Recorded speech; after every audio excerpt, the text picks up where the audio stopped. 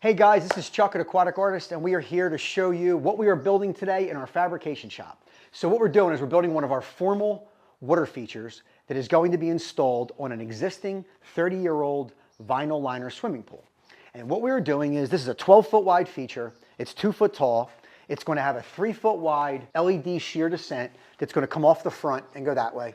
It's going to have a fire bowl here and a fire bowl there with fire and water there that are going to cascade in, with a stone veneer that we are going to install on this structure. Now, this feature is done pretty commonly on brand new swimming pools, right? Brand new concrete swimming pools. You see this a lot that quality builders will do, right? And even sometimes on vinyl pools. But where the difference is that we are installing this on a 30-year-old existing vinyl liner swimming pool. And that changes the party. It's a whole different party when you are doing this on an existing swimming pool, okay?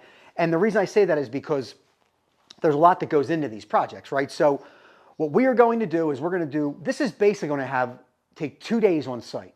So we're going to do 80% of the work at our shop, okay, which means no mess to the property, no disruption to the property. Day one, which is actually tomorrow, we're going to go out and we're going to cut channels in the existing concrete, and we're going to run all the plumbing and the gas and the electric lines to the space, and then we're going to pour some concrete footings.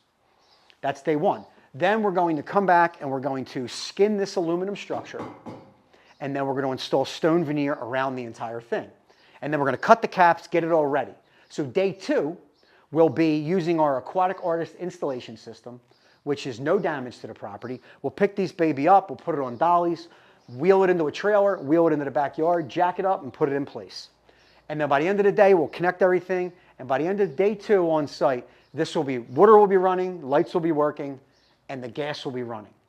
Now, if this was done any other way, you would have a mason on the property, pouring footings, doing block work, doing veneer work.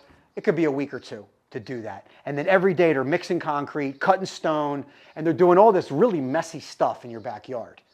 All right, so this is 2 days in and out. In addition, you'd have to coordinate a mason, a pool guy, an electrician, and you have to get them all work together to kind of put this project together. And it's not an easy lift on a renovation. On a new pool, it's a lot easier. And then the third thing is you have to find a mason that's doing the veneer work, or someone that would do that veneer work that would work. They have to work over top of the swimming pool. They have to work over the water, right? So most masons do not have the Aquatic Artist yacht like we do to work on.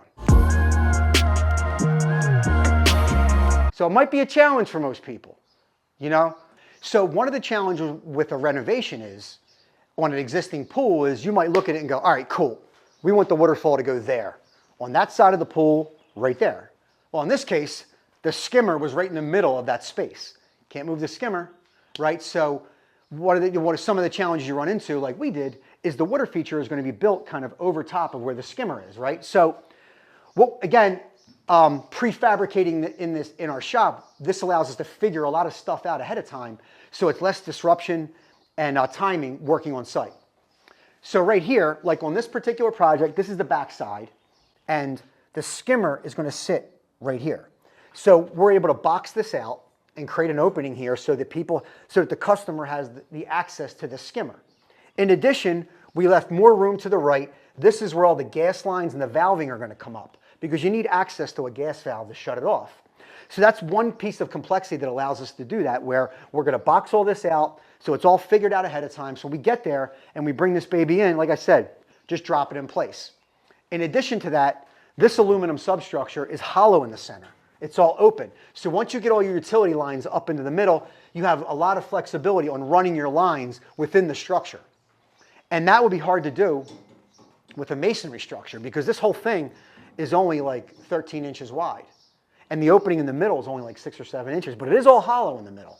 So it makes it very easy to kind of navigate through, or if anything ever happens down the road, you can get into it.